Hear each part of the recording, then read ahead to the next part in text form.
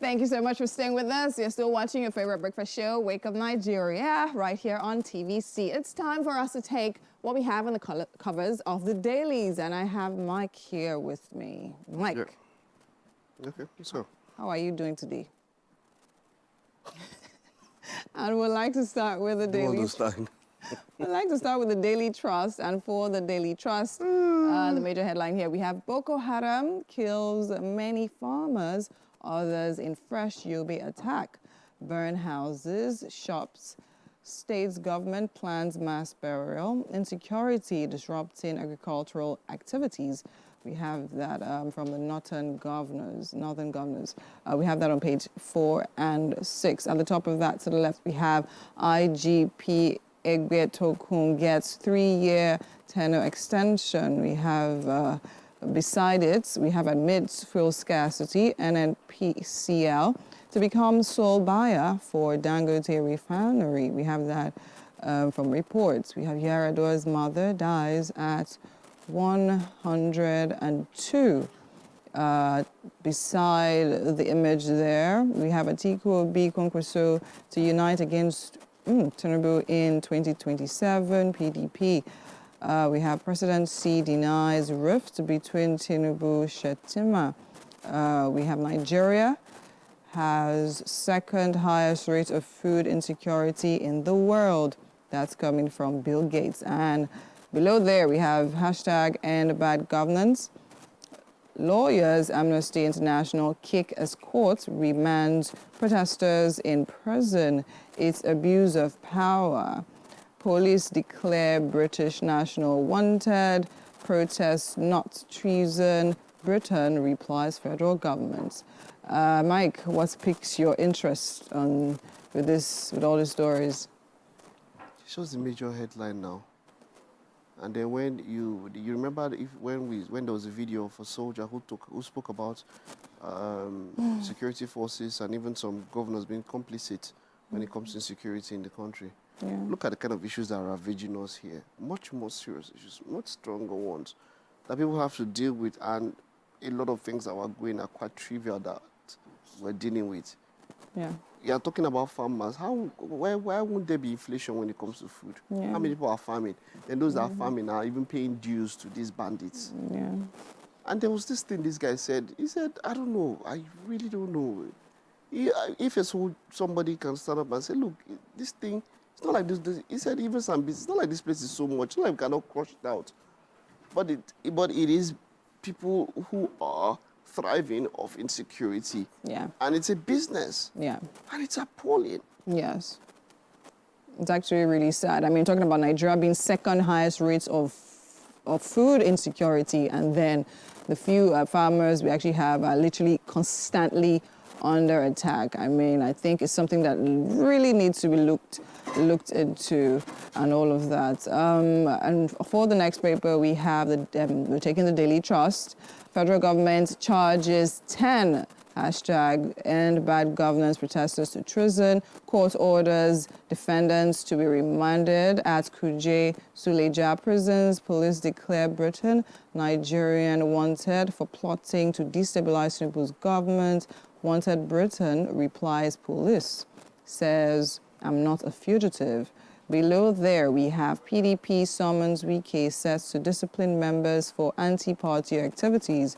To the left there, we have reps hail Tinubu over 50% electricity subsidy for tertiary institutions and hospitals. We have that on page 4. Flood claims 200 lives, displaces over 208,000 people in 28 states.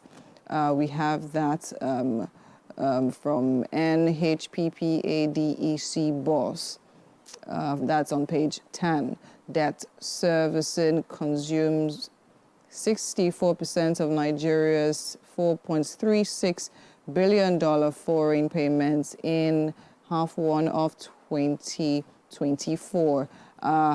That's on page 14. Federal government presents creative sector strategic roadmap to diplomatic community. We have that on page 4 as well. I'm glad to actually talk on the story that says reps hail Tinubu over 50% electricity subsidy for tertiary institutions and hospitals. That's actually a very, very in encouraging developments, considering the fact that sometime last week I actually saw a number of institutions, I think Unilag, Uniben had their issue as well with lights, and some other tertiary institutions have like light issues and their lights cut off because of the bill. So this subsidy for electricity is actually something that is very welcome. Also in the hospitals, very, very needed. What's your take on that?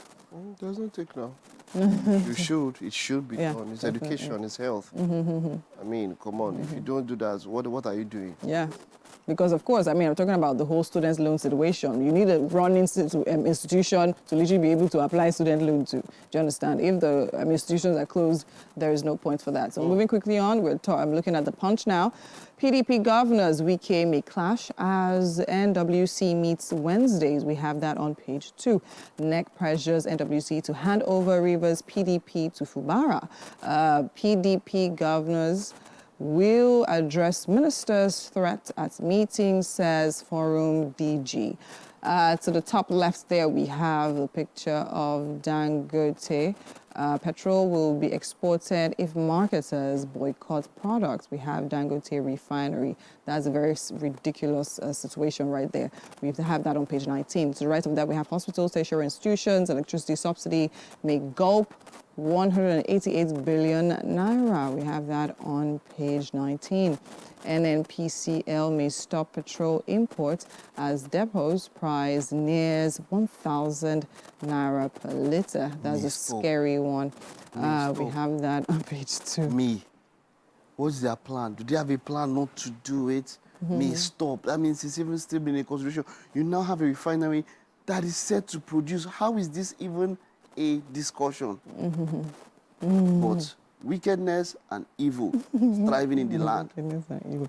As I said, in this kind of situation... How is this even a discussion? Yeah. In this situation, actually, because, I said this and I mentioned this all the time.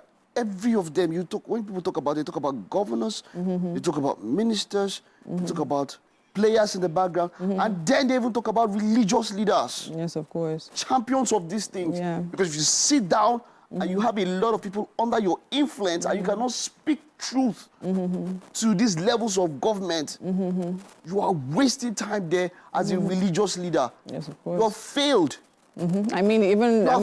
Sometime last week as well, it was seen that... And people talk about, people come and talk about, did you vote to the religious leaders? Are you even okay?